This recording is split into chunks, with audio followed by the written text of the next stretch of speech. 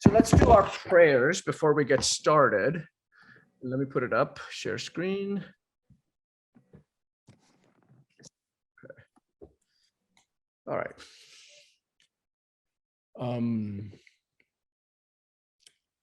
I'll do it once in English and then twice in Tibetan.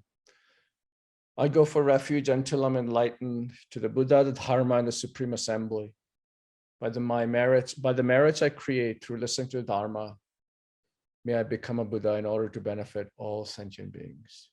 Sangye chodang soki chonam la jangchu bardu dagni kapsuchi dagi chanyen gi pe sonam gi drula penchi sangye drupa sho. Sangye chodang soki chonam la jangchu bardu dagni kapsuchi Dagi Chunyen Gi Pe Sonam Gi Drola Penchir Sangye Drupar Sho.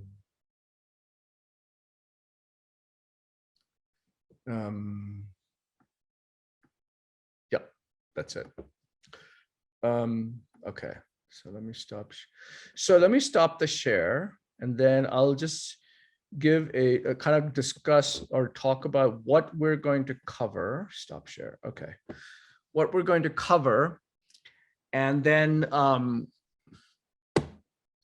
kind of start with the Rinpoche's videos and so forth and so on, right?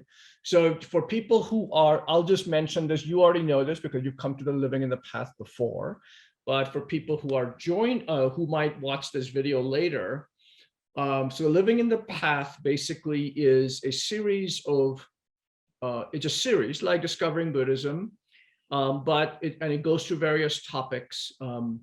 But the emphasis is on hearing it firsthand from Rinpoche. So it's really to get a feeling for, Rinpoche's style and getting the true, getting the Dharma teachings directly, unfiltered through people like me or others, who teach classes. So you get it directly from him, and and I think that hearing it from him, seeing him creates this connection. So that's the other thing. It's really good to create a connection, with a living Buddha, and and because then we will meet him in future lives, even if we don't have a chance to meet him in person in this life, and so forth and so on. So and it preserves the tradition, right? The Lama Yeshe and Lama Zopa's tradition. So it's really good to get it from him. So this class really is a set of videos and some lectures of Rinpoche's. And then my role is just to kind of facilitate it. I'm not teaching the class. I'm just, I help, lead it, if you will, and answer questions and so forth and so on, right? So that's my role here. Okay, so then this next 3 weeks is, the title of the course is The Guru is the Buddha. So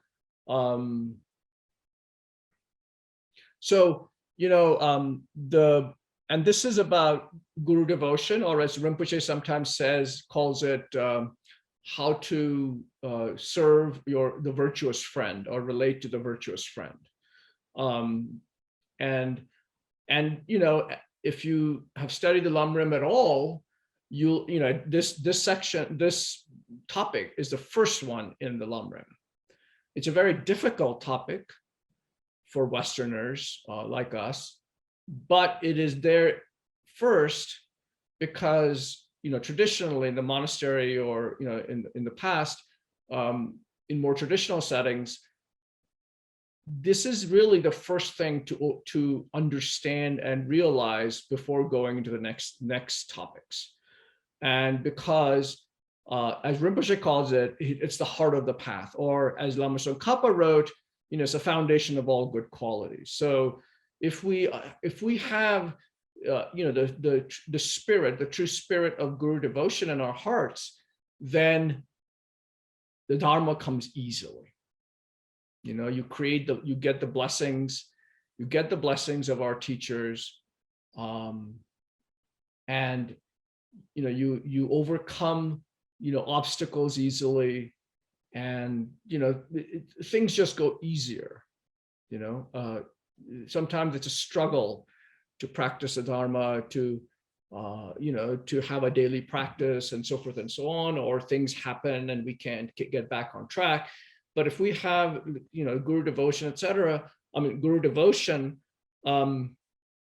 because of the blessings and the karma, the positive karma that we create,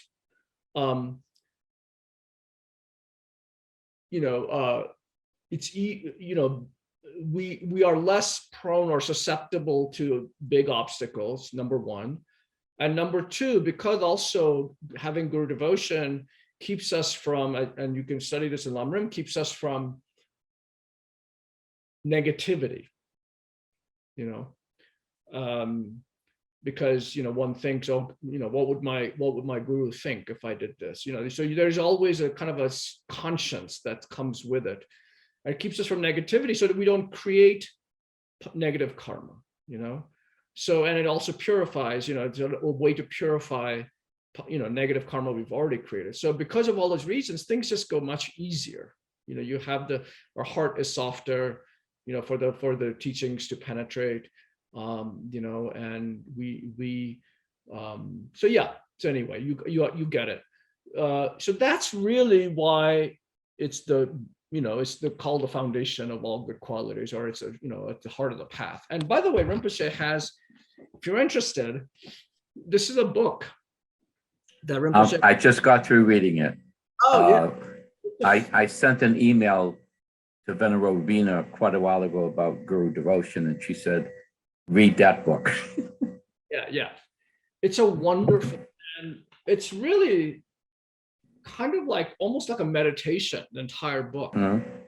And when I do retreats on guru devotion once in a while. Last one I did was about 3 or 4 months ago, and I took this book with me. And then I basically will, when I'm doing the retreat, I will actually read sections of it, the section that I'm working on in the Lam Rim, and I'll pick up the pages in here and I'll just start reading it and contemplating on it. It's a wonderful, I really like this book. Anyway, so for those who are here on, watching this later, it's called The Heart of the Path, Lama Zopa Rinpoche. It's from Lama Yeshe Wisdom Archive, and I think it's one of the few that they actually ask for a donation. I don't think it's free. Most of their stuff is free, but this one is a kind of a thick book, so they couldn't make it free, I guess. Anyway, so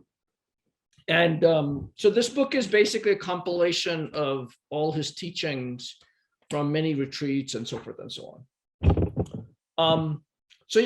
So basically in this course, Rinpoche will cover essentially the Lam Rim, the topic in the Lam Rim of guru devotion, and starting with the benefits of guru devotion, and and understanding why the benefits are unbelievable, right?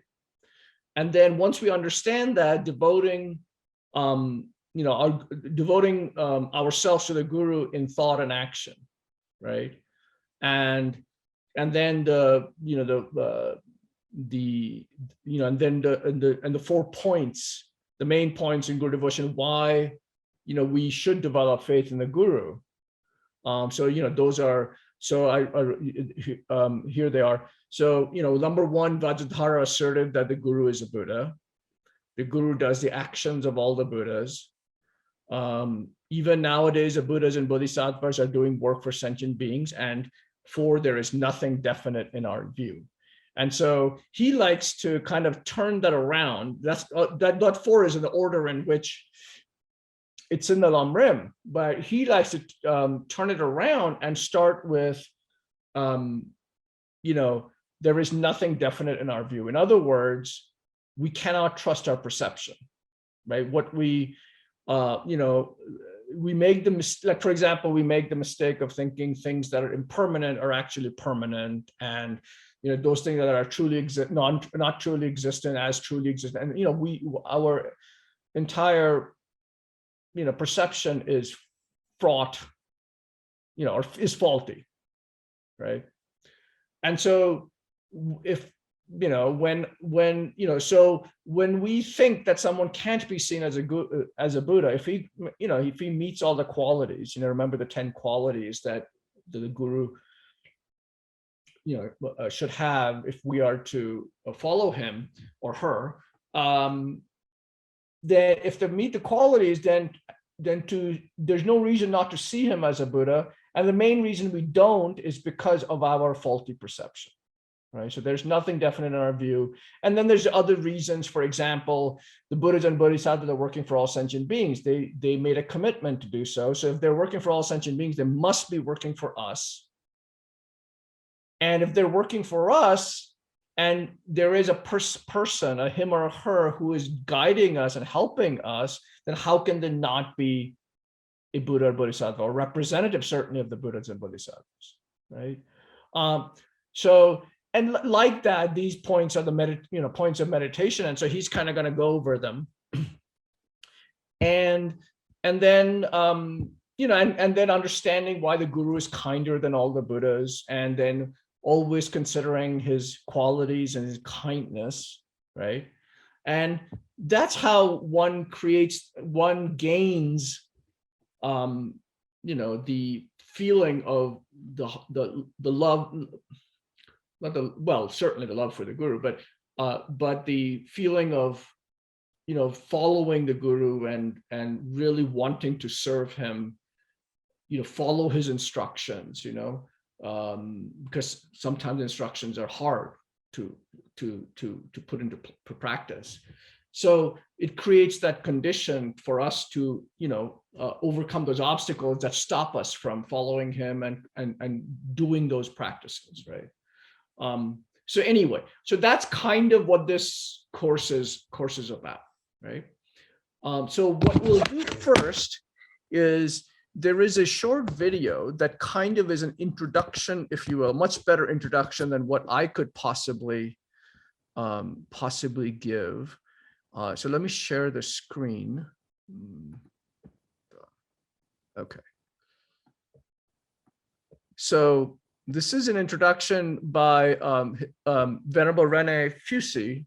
Actually, he is one of my main gurus, along with Rinpoche. So I'm really happy that he's the one who's giving it, because he certainly, over the many years, 20 years now that I've known him, if anybody embodies guru devotion, definitely him.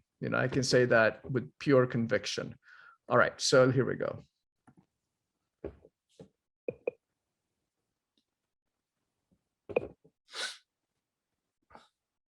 So welcome to Living in the Path. This is an introduction to the topic of guru devotion. So we might wonder, why do we need a spiritual teacher? Can't we just take a little bit here and there, read some spiritual books, and make up our own spiritual practice? That question was asked to His Holiness Dalai Lama at a public talk. So His Holiness' answer was, yes, you can do like that. But by having a spiritual teacher, you avoid a lot of mistakes and you save yourself a lot of time. So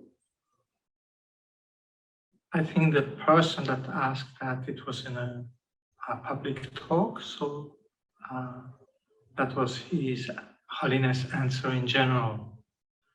But now, from Buddhist understanding, you see, our problem is not just to become a better person or have a good heart. Our problem is much deeper than that. So from Buddhist point of view, we have this mind that is eternal, and that we have lived many, many lives, and that we'll continue to live many, many more lives. In fact, from a spiritual point of view, we are eternal. We have always existed and we will always exist.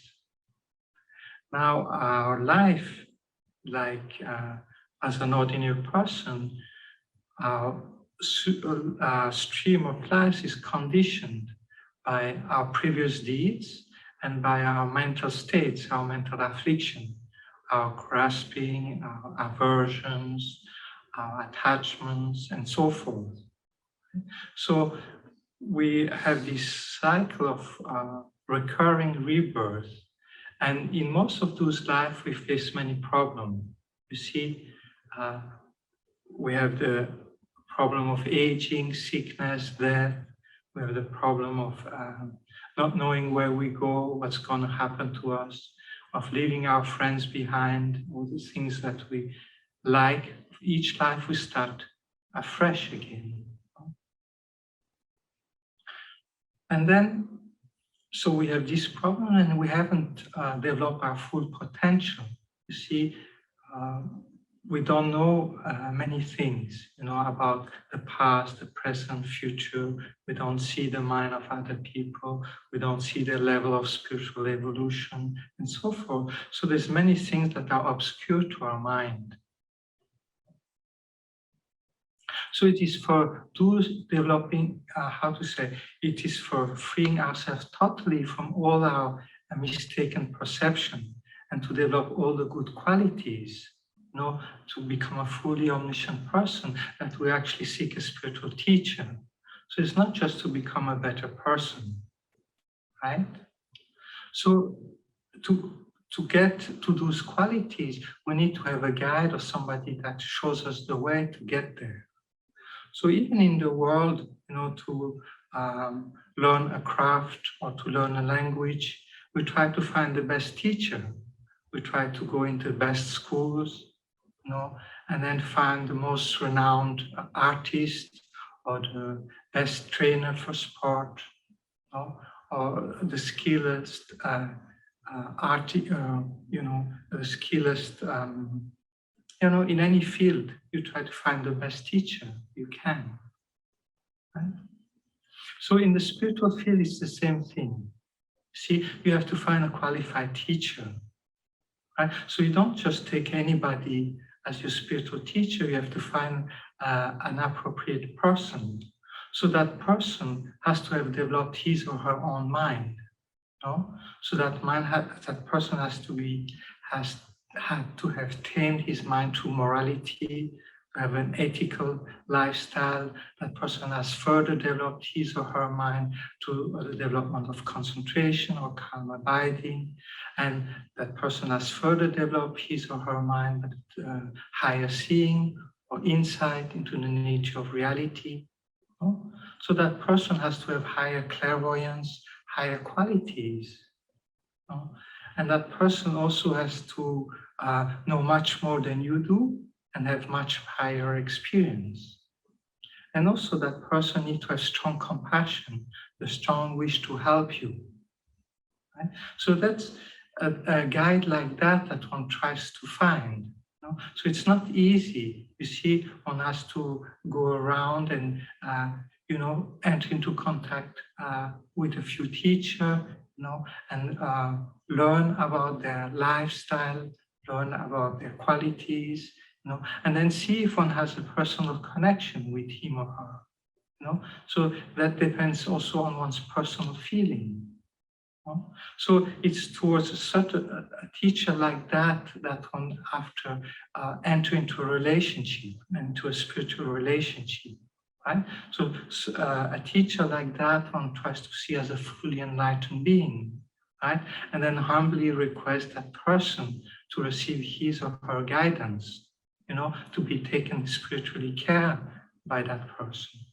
And then one try humbly to follow the advice and the teachings, the instruction one has received. So that's a little bit the topic that is included in Guru devotion. You see, that person basically holds all our future into his or her hand. See, so we are in this cycle of recurring rebirths that we have never lived. We have never gone beyond that. So we try to find a teacher that leads us beyond that to a state we have never been to. Right? So we have to find a person that himself has developed those qualities and has those realizations, and then follow his or her instruction so that he's able to lead us to the same goal. So that's a little bit the topic of Guru devotion. And Kyabje Zopa Rinpoche is a real good teacher on that topic. He explains that very elaborately and very much in detail. So I advise you very much to follow, these teachings on Guru devotion under his guidance. Thank you.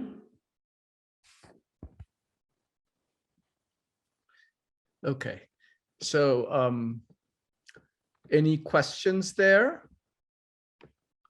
Anything? Yeah, okay.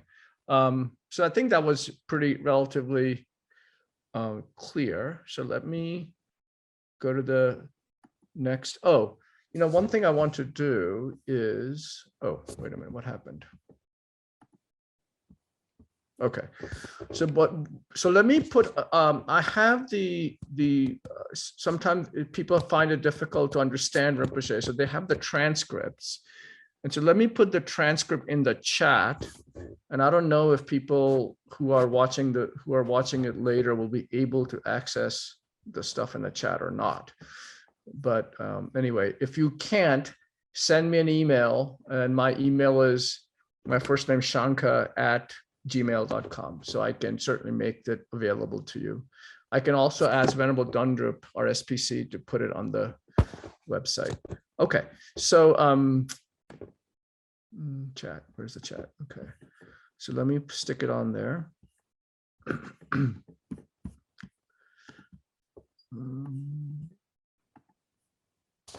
All right, so I'm going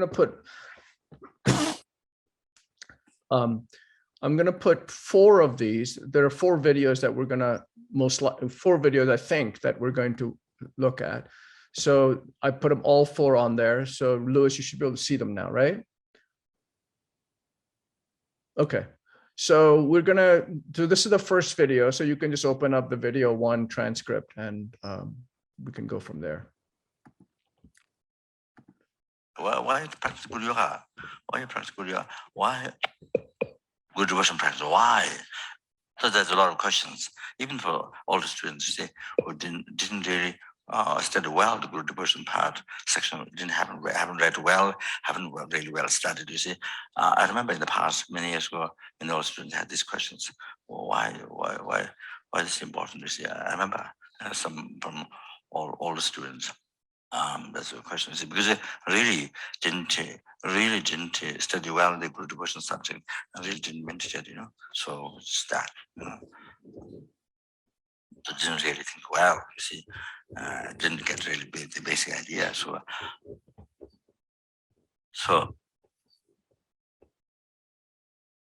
you see,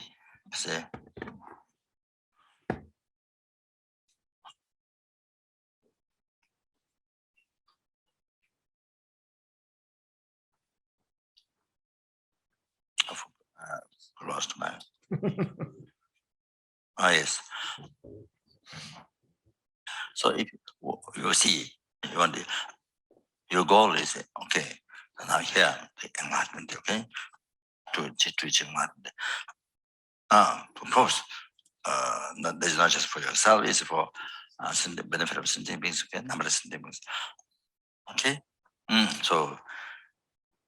To liberate them from oceans, each and every single sentient beings from each year, from the oceans of samsara suffering and cause karma traditions, and bring them to enlightenment. Okay, I mean, so then this is what you want. Okay, then this is what you want. Okay, then you have to do this. You have to follow all these paths. Okay, then root or massage all the path from perfect human birth, beginning of the path to perfect human birth. Greater part of the lower capable being, the perfect human birth, begin the path from there up to enlightenment, okay? To assess okay, then depends on that realization of devotion. So you have to see, you have to say, look at the Buddha. See you have to look at Buddha. By looking at Buddha with quotations or the reasons, then also on top of that your own experiences, and then you see Buddha. Through that effort, then you see Buddha. So that. So you see, Then you see, if you have that, so even you don't have actual realization, but the effortful realization, jhama, effortful experience. Only when you meditate, then you get the experience. See? Okay, seeing Buddha. Okay, so then the effortless experience is without, then your mind, your heart, from bottom of your heart naturally feel, from your heart, bottom of your heart, you naturally feel 100%, no question. Buddha. So this day and night, all the time, you have this experience. It's very stable, very well established. Nothing can change your mind. Other people talk blah blah blah blah blah. You're wrong, blah blah blah blah blah. Doesn't change your mind. You see. So it doesn't become chapati, Like this. So chapati, chapati. Or maybe something else. Even chapati, maybe something else. Yes. So say, then that makes all the real successful. It's possible to have all the realization, and doesn't create doesn't create an obstacle. It doesn't create an obstacle. So then, once you have that realization, you see, then there's no thought of looking at your ordinary being. Okay, so you're fully protected from that very heavy karma, heavy snake karma. You're fully protected. Okay, so that you're fully protected like that.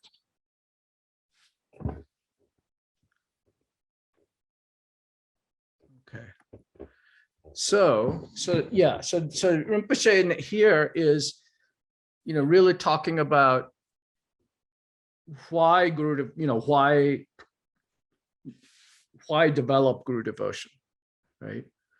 And it's based, as he said, it's not easy, to get to enlightenment, because, you start from, he had the, you start from, the small scope, right? For the teachings for the small scope, starting with precious human rebirth, and then you go through medium scope, and then the high scope, finally ending with the six perfections, compassion, and then compassion and insight, right?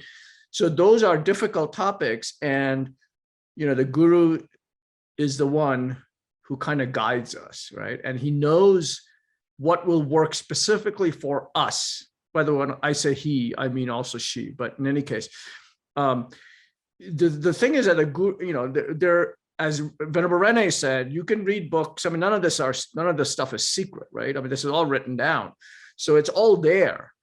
But why don't we make progress just by reading books, right? And we've been reading books for countless lives, right?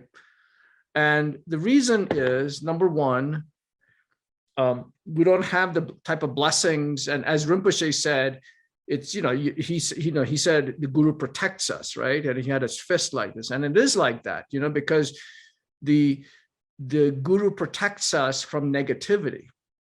He blesses us and protects us from negativity. Because once we have Guru devotion, we are much less likely and probably unlikely at all to create negative karma, right? So he protects us, and also his advice keeps our faith strong, right? Even when we have difficulty, and everyone has difficulty, right? But not to lose that faith is what's the most important. And the Guru shows, and the Guru is an example, the Guru is a model. So you see a living, breathing person who embodies the qualities that I want to be like him, right? And so the Guru basically gives us this strong faith that yes, it is possible. What the books say, the Lam Rim says, actually can be achieved. So those are the reasons why Guru devotion is so important, I mean, there are many other reasons, but that's what Rinpoche was talking about is, the basic idea of why it's important, because the Guru protects us and the Guru guides us and blesses us, So yeah. Anything that wasn't clear from what Rinpoche said? No? Okay.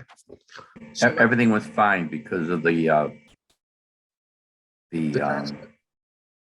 yeah. Yeah. I mean, I think that, so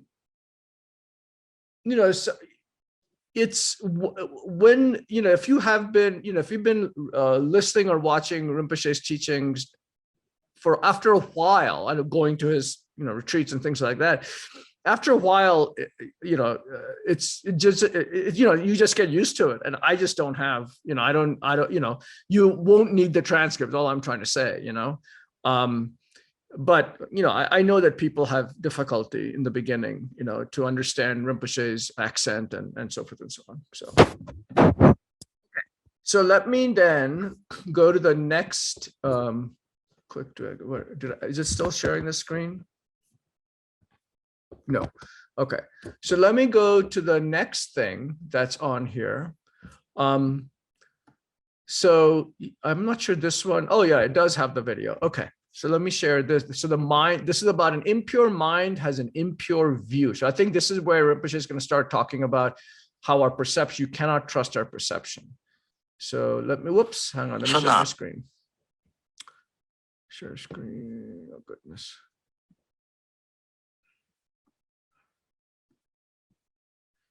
Share screen business really just kind of not very, it's kind of convoluted anyway.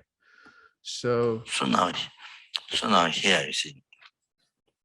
So now here becomes very interesting. Okay, none of this is Buddha. Okay, according to your, according to your superstition thought, you see. Because I have mistakes, this one has mistake, this one has this mistake, some great mistakes, some big mistakes, some small mistake, So in everyone you find mistakes. So if you examine, okay. So if you ask your superstitious mind, the mistaken mind, superstitious mind, you find mistakes to everybody. The question of big and small, you see. That's it. Okay. So then they do definitely brings enlightenment. So where's the Buddha? Who made but where's the Buddha who did so much prayers, I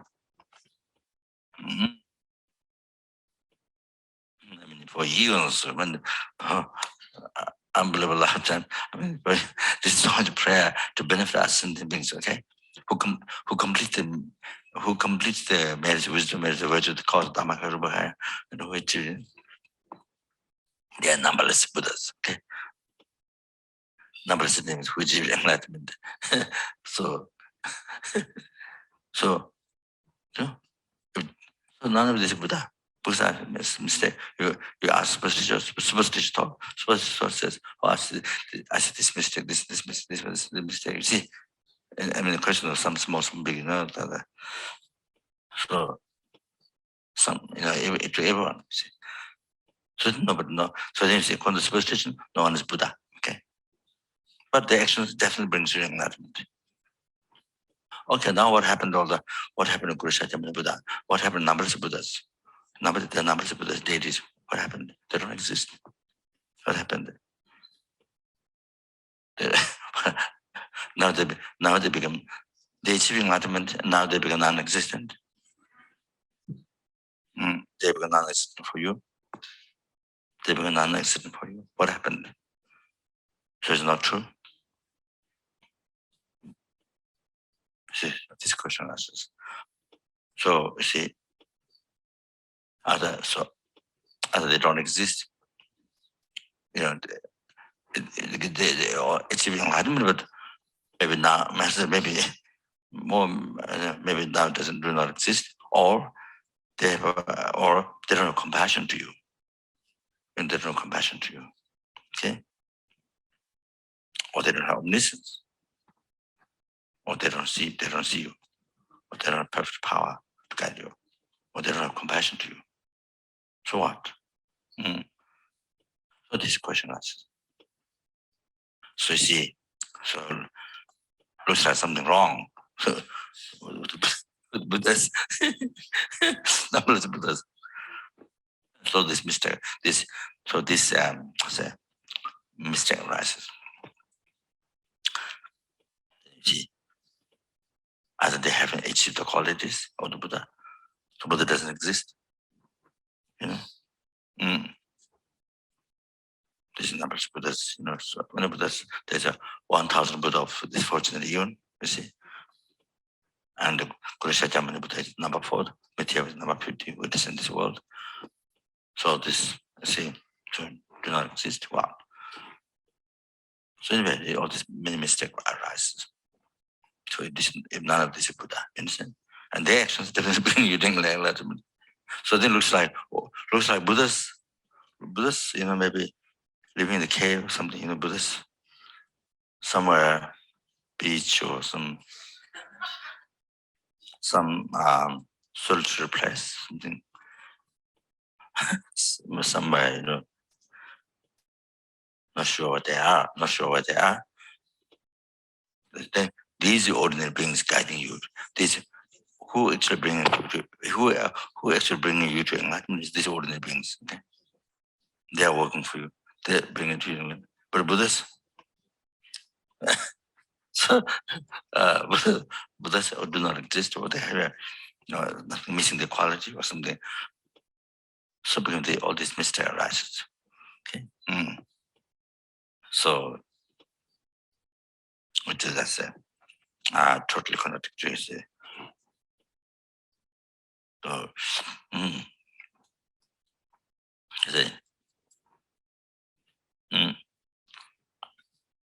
contradictory and totally false. You know? So I think this way is totally false. Opposite to the truth. See? So if you use Langanawa, your view of your own mistaken thought, view of your own impure mind, view of your own impure mind. Of course, this mind is impure, so you have impure view. The impure mind is impure view. Pure mind is pure view. You know? So that if you put a blue glass, you know, then you see all the snow mountains, or the white, you see blue. You put red, then everything, all the white, you see red. Sort of that. So you see, say, if you put a glass, if you put a glass, you know, if you put a glass, say, rainbow glass, if you put a rainbow, say, if you put, you know, various colors, then you see various colors. Anyway, so not clear. Glass is covered by dust, or the not clear glass. Then you don't see clear. You see. Anyway, so that so your impure mind has an impure view. So that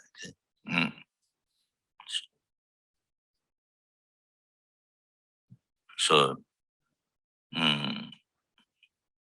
your superstitious mind has an ordinary view, has a mistaken view. The view of the guru is the ordinary mistakes. That is it. To that, to your superstitious thought. So that, see.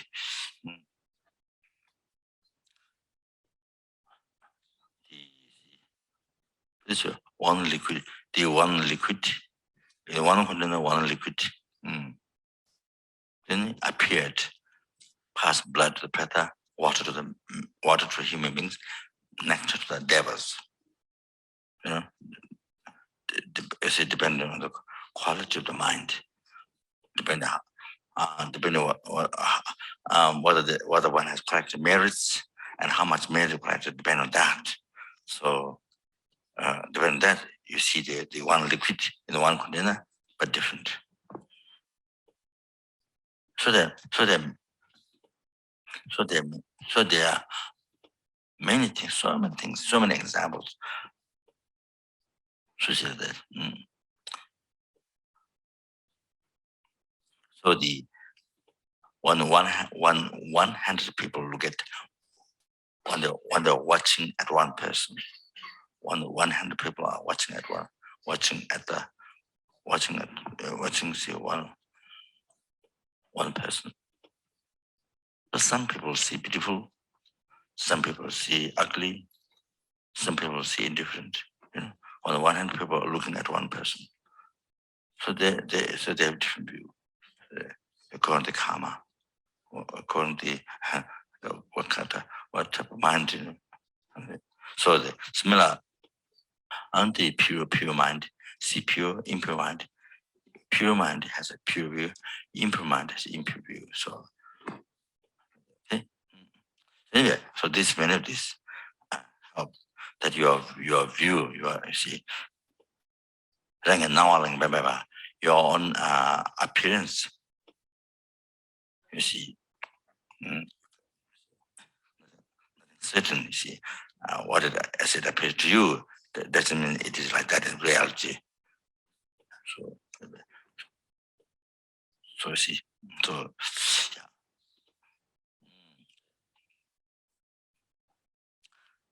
So just what I mentioned at the beginning, just here, so become very funny, and become totally funny. This according to person, all these ordinary beings, you know, what happens, how you see. Okay, then they guide you, they definitely bring enlightenment. But Buddhas, the number of Buddhas, you know, they say, so no connection, you know. No connection, see. Like non-existent, or how to say, like this, or non-existent, or don't do anything to the sentient things. They means they don't have compassion, you know.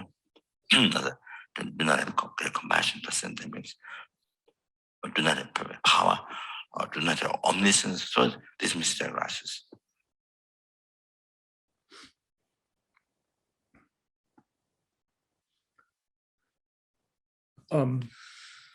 So yeah, so you know, it's interesting. You know, it's interesting how, you know, our minds, we do tend to think, you know, that, you know, the ordinary people are helping us, right? But we don't believe, just because we can't see the Buddhas and Bodhisattvas, right? We don't believe that they're there or they can't help us. And that's, yeah, so that's, as Rinpoche said, that is a great superstitious thought, right? So that's just because of our karma. And also, you know, it's true how, you know, different people react to the same, you know, the same person in totally different ways, right? And, you know, one time I used to think, you know, like, you know, in the Lamrim, as Rinpoche said, also, you know, the something that's water to us is blood and pus, you know, to the pretas, and then it's nectar to the help beings, you know, etc. Right? And you know, I'm like, well, you know, that's just stuff that they say, you know, like that. But then, you know, like I recognize, you know, how true that is, because, you know, so many years ago when I used to live in a number of years ago, we used to live in California, I used to take the dogs to the beach every weekend, right? And on the beach, there would be also people riding horses. This was near San Francisco. And So, and the horses leave all this horse poop behind, right? And which is, kind of, as a person, you think it's kind of disgusting. But then one of the dogs loved eating it, right? Now, right there, I had this epiphany, right? That there is something that's absolutely just disgusting. But to this dog, it was fabulous, right? It was like a treat. And you had to keep that dog away from the stupid poop, And so like that, it's very interesting how our minds, our mind is totally under the power of our karma. And that's what Rinpoche is saying, is that, how we see the guru is all about whether or not we have a pure mind or not. And if we have a pure mind, we get to interact, like Lama Tsongkhapa interact with the, his, of course, was a very, very, he had removed all obscurations. So he was able to converse directly with Manjushri. But even now, even with less pure mind, even if one hasn't gotten rid of all obscurations, one still gets in touch with the, with the Buddhas. I know someone, a monk who, he's mostly in solitary retreat, and I asked him whether he's ever gets lonely. And he said, no. He said that I can feel the Buddhas and Bodhisattvas' presence. They're right there next to me. I never feel lonely. I know that they're there. I know that they want to help me. And so yeah, it was very interesting, so he can feel them, so like that, it's all about our karma and the mind that we have, how open we are to the potential. Any questions on what Rinpoche said? Anything that's unclear? Yeah. Okay. Let's see.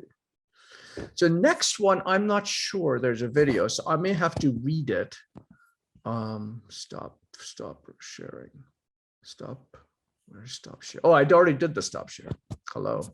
Okay, so let me bring it up. Where'd it go?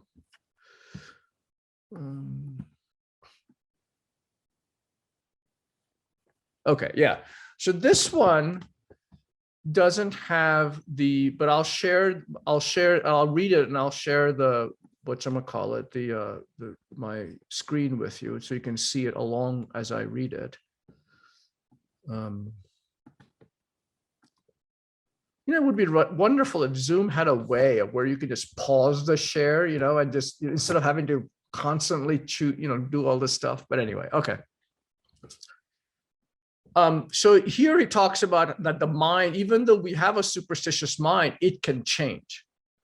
So he says the numberless sentient beings who have total attachment to this life, to future lives, and to samsara, by training their mind through meditation, will realize how their samsara is in the nature of suffering, how samsaric happiness and enjoyments are in the nature of suffering.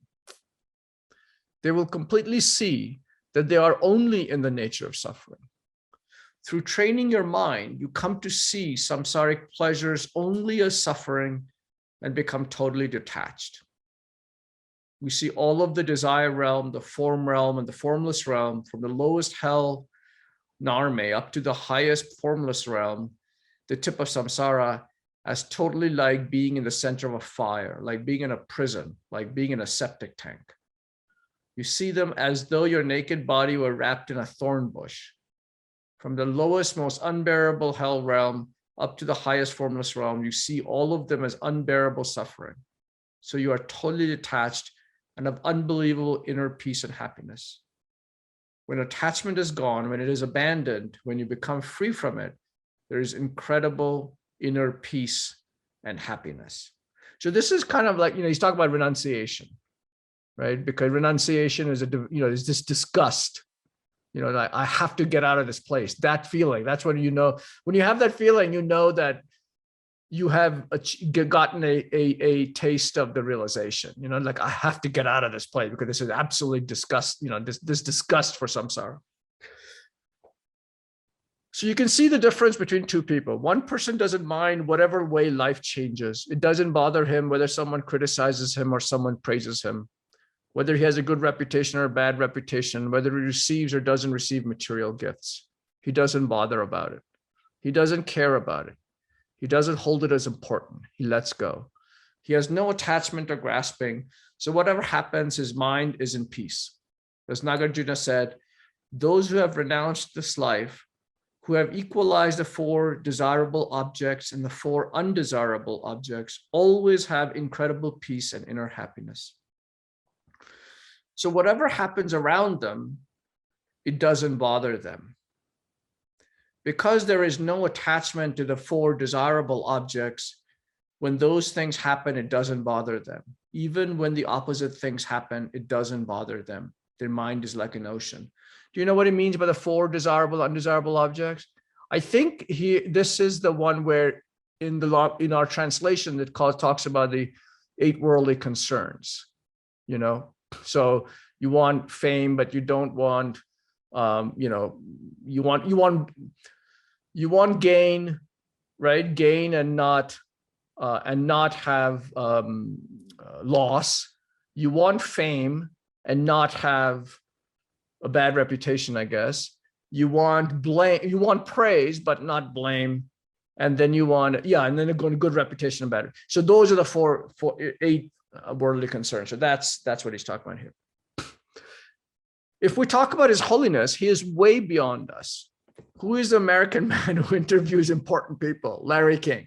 Larry King, the one who always has suspenders. That is Larry King's specialty. One time he interviewed His Holiness. He likes His Holiness Dalai Lama very much. So he held his hand on the table, and then he asked, "Do you have emotions?" I don't remember whether he said negative, but he said, "Do you have emotions?" This is quite a number of years ago, maybe 7 years ago. Larry King was very happy to be heart to heart, holding hands with His Holiness on the table. He didn't ask many questions, but the main one, maybe for the world, for people to understand, was, "Do you have emotions?" I think maybe he meant negative emotions. His Holiness answered, as usual, with a simple answer. It's like an ocean. On top, there are some waves passing, but inside it is very calm. I think this means it stands still inside. On the surface of the ocean, some waves pass, but inside it is very, I don't remember exactly what he said, peaceful. Because an ocean is very, very, very deep, even though on the surface there are some waves, nothing moves inside. His Holiness said that from his heart while holding Larry King's hand. It made Larry King very happy. That is one answer that His Holiness gives when people ask him whether he has negative thoughts. For ordinary people, it's a very simple answer, but the example is very profound. The ocean is deep. The quality of omniscience, can you imagine it? It's like an ocean. No delusions, not even subtle defilements. It is totally undisturbed by them. There is nothing that disturbs it. Outside on the surface, there are some waves. Probably that is some aspect, how it appears outwardly. Maybe it's like that. The mind becomes like that. So there is a Lama Yeshe book, Make Your Mind an Ocean, I think it's called, right? And that's what that's about, is that, we think at our level that we have, our minds are just basically one emotion to another, right? But as we gain more understanding of our mind and have more, and really, in retreat or however, we gain that connection to our subtle minds, we get the sense that it's much, much deeper, and that whatever's in our emotions that are happening is on the surface. And so if we understand it's on the surface, and we don't tend to get caught up in it, that's the secret, I think. I wish I were there, but if that's the thing, it's just that because we tend to believe whatever our mind throws up. That's the problem. We think, it is true. Whatever our mind throws up is true, but it's just one of those clouds in the sky. It's just passing through. We don't recognize that, right? So yeah, Louis, you were going to say something? I was just saying yes. I was. Yeah. Okay. Adventitious. They call it adventitious, you know. Yeah, they're like clouds in the sky, but we don't see it like that. And that's the real, not the shame, but real, issue here. So if we are able to have the pure mind, then we can see the gurus as they really are. You know, we don't have the superstitious view of the guru's faults, you know, and it's interesting, you know, in the previous video, Rinpoche talked about how, you know, you see all the fault, you know, like he had the hand and you said, you know, you see all the faults. And of course, the guru as he appears in front of us will have faults, because if you think about it, if he has taken a human body, the nature of a human body is fault and suffering, right? He's taken the Buddha has taken the human body, because that is our karma. We can only relate to a human being. We can't relate to the Buddha as he would appear in the Dharmakaya or the So he appears in his Nirmanakaya form, in the human form, so that we can relate to him. And so of course he's going to have faults. He's going to fart. He's going to get hungry. You know, when he gets old, he's going to get incontinence, and he's going to, you know, poop in his. You know, he's going to need a diaper, and he's going to manifest anger because, you know, blah, blah, blah. Right. And so, of course, he's going to have faults, but we have to see past the faults. That's what he's saying. And, you know, and if we have a pure mind, you know, there's that story of how Atisha's student, Dromtonpa, right? Famous master Dromtonpa, you know, when Atisha got old and, you know, he was bedridden, I think, you know, Dromtonpa would, you know, clean his bottom and clean his body, and he would, you know, carry the poop out to the outside, you know, and we find it to be disgusting, right? But Dromtonpa had the pure view, you know, he didn't see, you know, his guru as dirty, the body as dirty. He didn't see the poop as dirty. It was just what it is, you know, a human being poops. And so, you know, so that's the kind of thing that when we have the pure view, we don't see the faults. And that just, you know, as Rinpoche said, it's like rocket fuel, you know, it's just like a fuel in the rocket that just not catapults, but just sends that thing into space, you know. So that's that mind will do the exact same thing for us in our progress.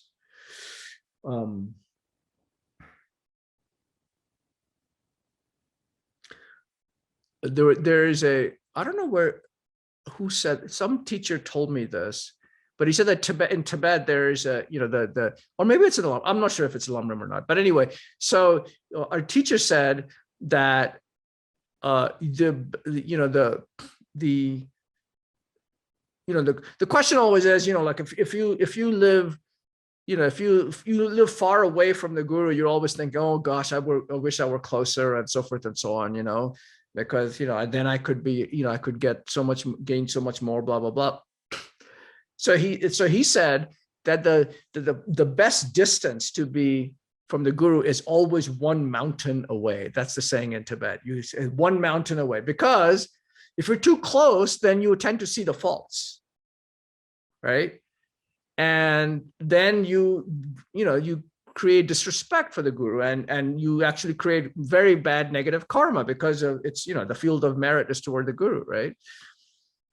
And if you're a mountain away, you can still get on a horse and go to his teachings and his retreats. You're not that far, you know?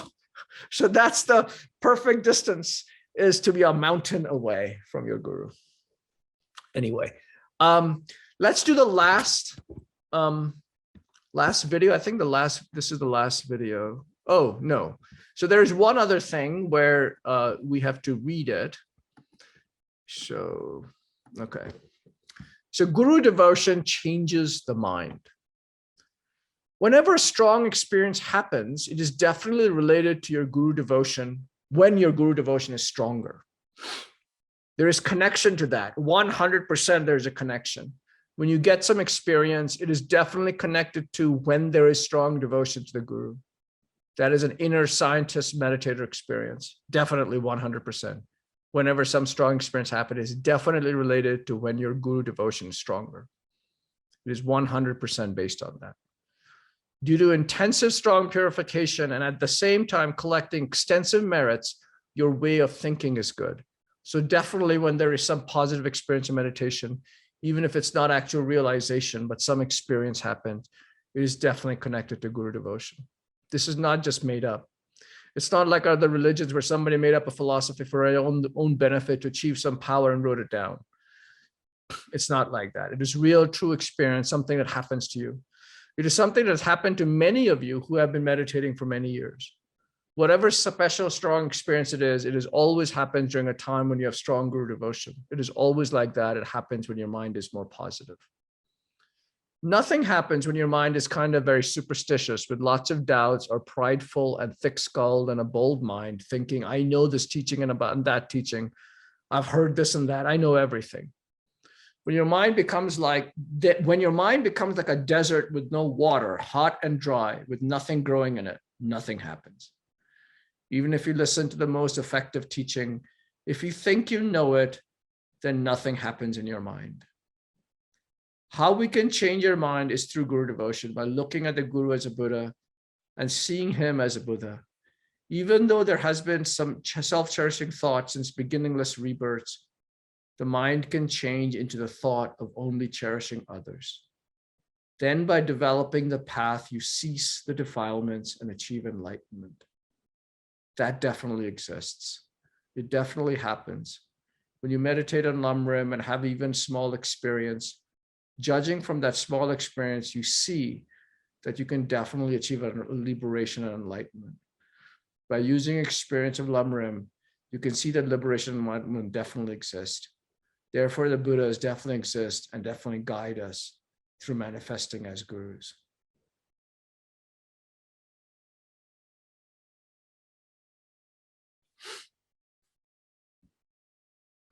So this was, I remember one of the first teachings I got from Venerable Rene was about guru devotion. And he mentioned, he used a imagery that really always stuck with me. And, this was when he was resident teacher at Vajrapani Institute. And if those of you who haven't been to Vajrapani, it's basically the Santa Cruz Mountains in California. And there's a long Highway 9, really curvy. There are parts of it that are like the speed limit is 15 miles an hour because it's so curvy. You have to go, like 270, 300-degree turns, to get to the top. And then you have this few miles, 3 or 4 miles of unpaved road along a creek. And then you're basically in the middle of nowhere, So anyway, so when you're on Highway 9, that really 2-lane road that's curvy, and it's, we'd go there at night, for the teachings.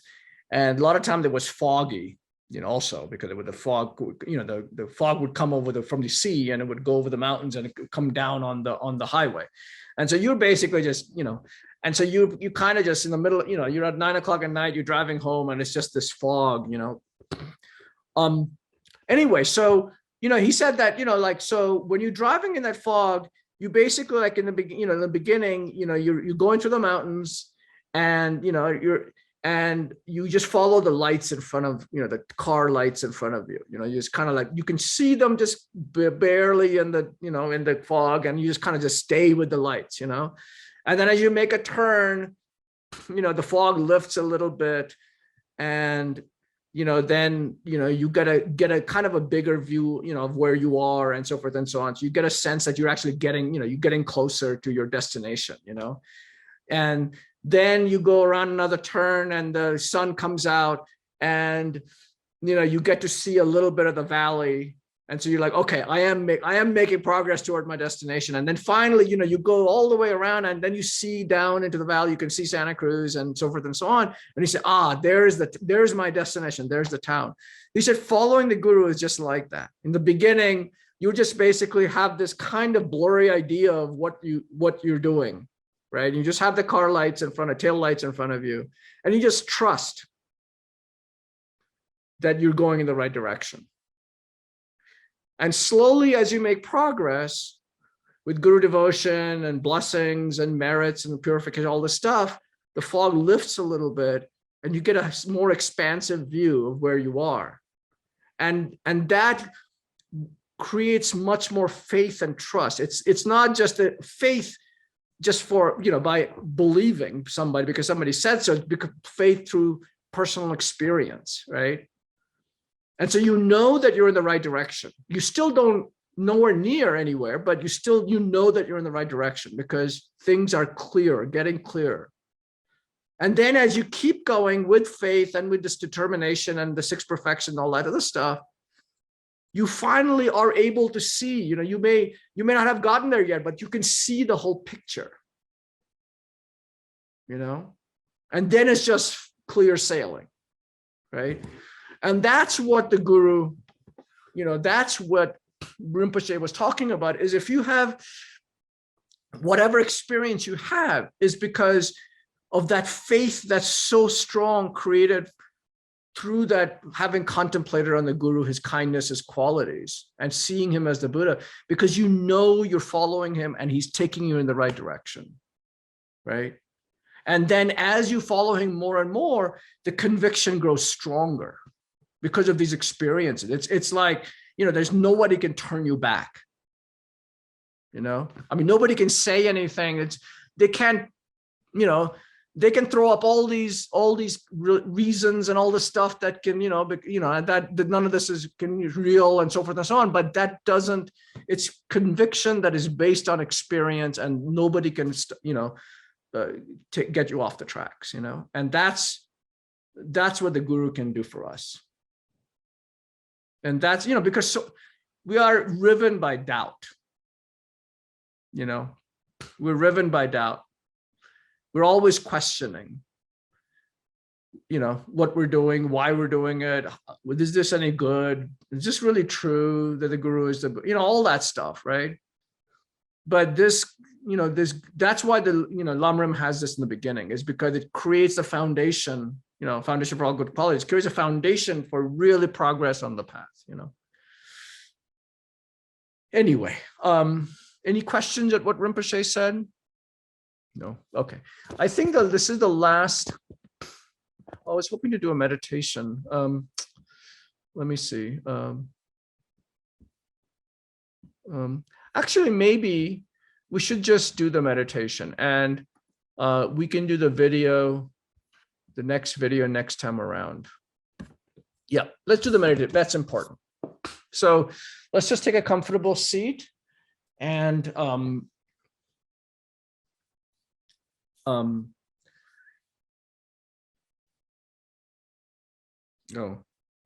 what happened to my, hang on.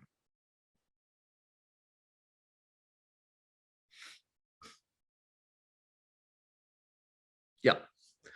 So let's take a comfortable seat and just focus on our breath for a few moments.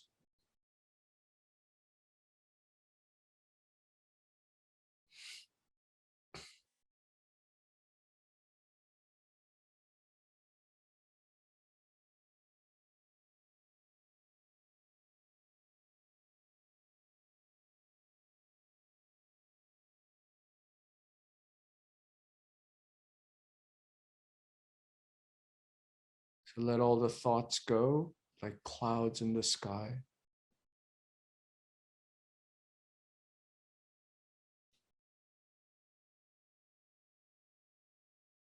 And not get caught up in any of them.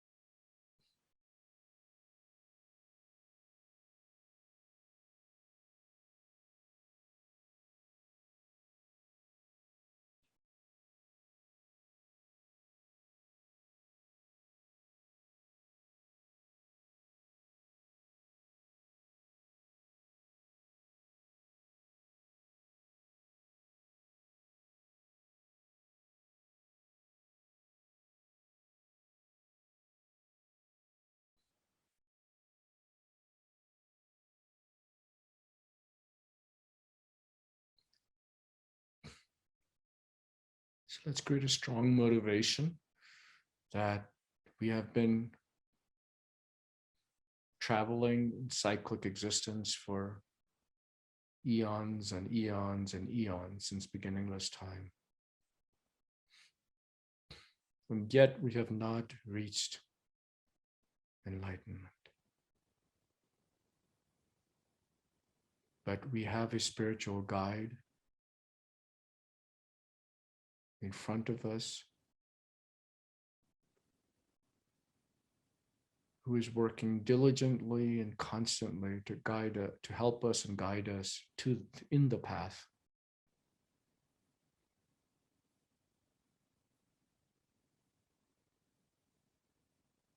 So we're and he always mentions how we're on this path not for ourselves, but for the benefit of all sentient beings.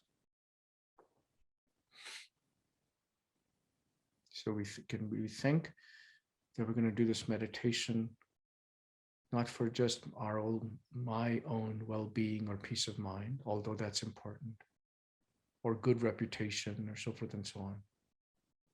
But we're doing this and to collect vast stores of merit so that we are able to get enlightenment. We're able to find a spiritual guide who can guide us, who we can see as the Buddha.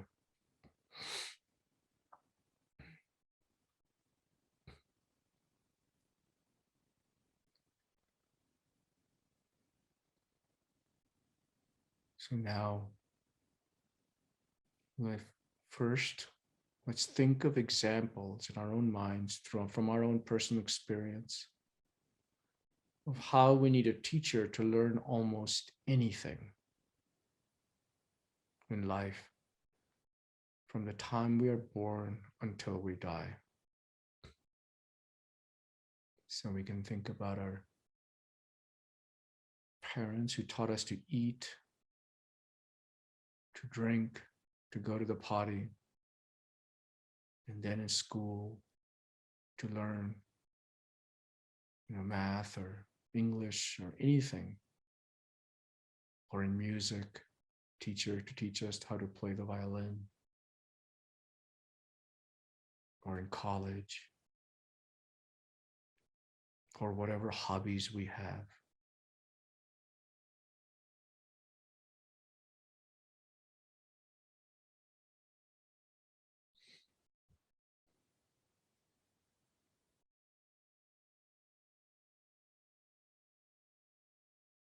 Or even, for example, people we follow, for the most part unconditionally, because we think they're experts in their field. Like, for example, when we're ill, we go to a doctor, he gives us some medicine, tells us to take it twice a day for a week, and we follow his advice without ever questioning whether it's true or not.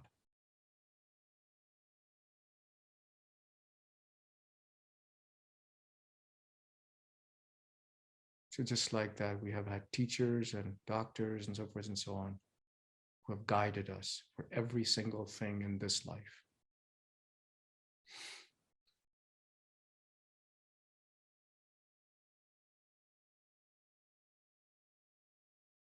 So see if we can think of anything for which you didn't need a teacher.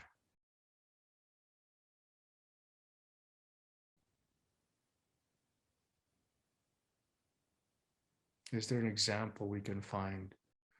Something, some skill that we have gained in this life without needing someone to guide us or tell us or teach us how to do it.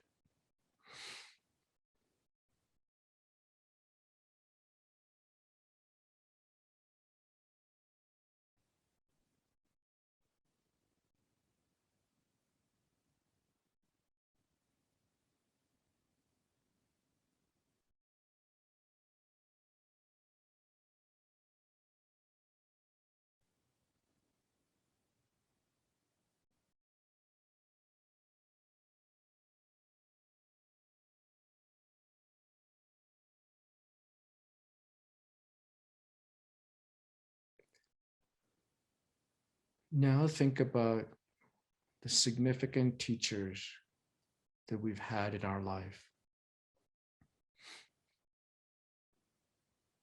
Maybe they're our parents or guardians or teachers in school, people who made a difference. You know, sometimes they change the arc of your life. Or someone who's without whose advice we wouldn't be nowhere where we are today. So think of some significant teachers like that. And think of their kindness that they showed you and the benefits you gained from those efforts, from their efforts and good qualities.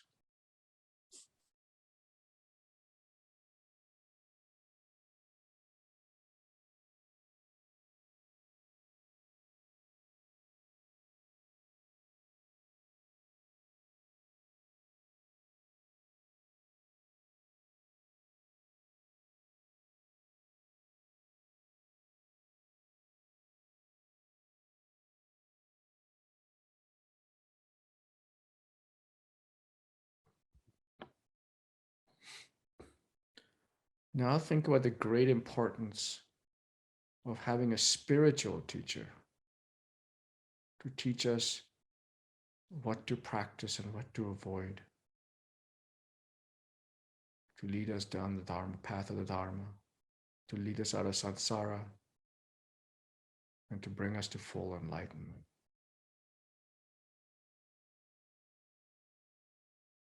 So think about all the teachers we've had for the things in this worldly life that the skills we've developed. But the Dharma path is so much more difficult. It's to break the bonds, the fetters that we've been in for countless lives.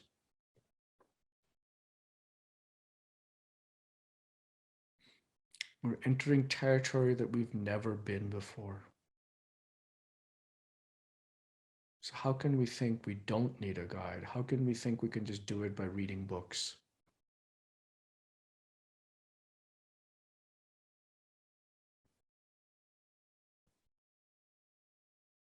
We need to rely on a guide who has experience, who has gone there before us,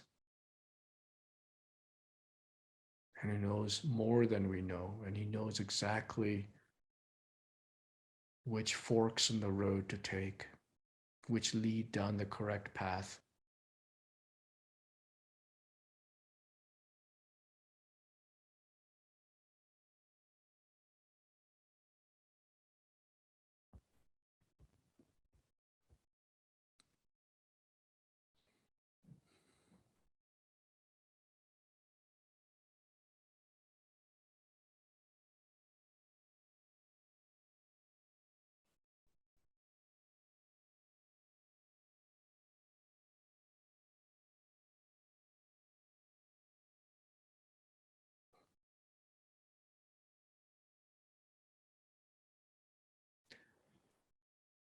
So hopefully by now we've convinced ourselves that we need a spiritual teacher, a virtuous friend. So now we can think about what are the qualities that we want to find in that spiritual teacher. So Lamrim mentions 10 qualities, so we can think about those. He has ethical behavior. He has, he has concentration, developed a mind in calm abiding, wisdom, and has special, has gained an understanding of emptiness, so concentration, wisdom, but not just that. He has special insight. He has gained, a direct realization of emptiness. He knows more than we do. He has vast knowledge of all the scriptures. He has great compassion to lead anybody, who comes to him. He's always patient. No matter how many times you just say the same things over and over again until it goes through our rock-like brain that we have, rock-like mind. He's diligent. So that's the 10 things that the Lam Rim talks about. But maybe we're looking for something else as well, so we can think about that. Or think about the qualities that are most important in those 10 that we think would help us.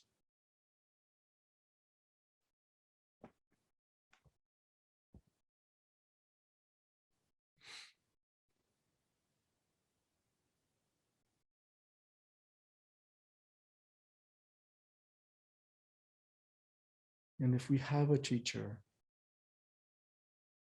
then think about what are those qualities that he or she has among the 10.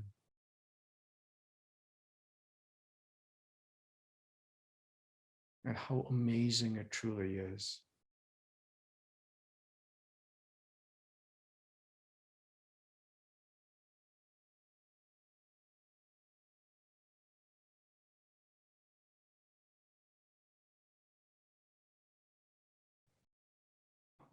And if we haven't found a teacher, we can generate in our heart and mind an enthusiastic aspiration to find the qualified spiritual guide through opening our heart and through thorough scrutiny and checking, that the teacher has those qualities.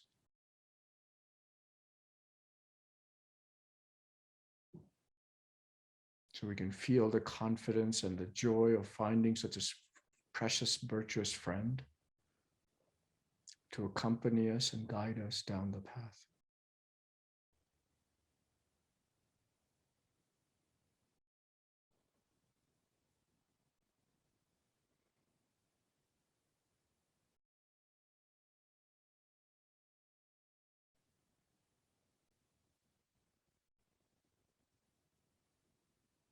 So that we can be just like them.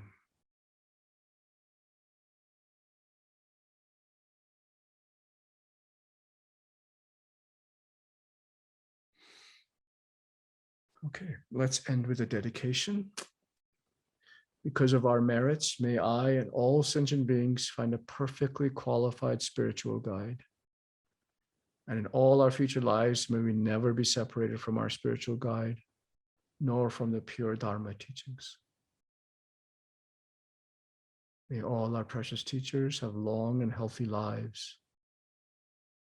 And may all their projects, small and big, all their compassionate projects for sentient beings succeed perfectly without any obstacles, especially Rinpoche's vast vision.